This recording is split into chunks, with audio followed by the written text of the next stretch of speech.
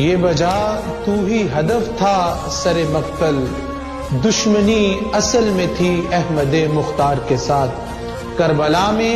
اسلام کو ہمیشہ کے لیے ختم کرنے کے لیے اور لا الہ کی جو صدا تھی اس کو بجھانے کے لیے، اس کو بند کرنے کے لیے برپا ہوئی۔ لیکن اس وقت جو میرے کریم آقا صلی اللہ تعالی علیہ وسلم کے نواسہ تھے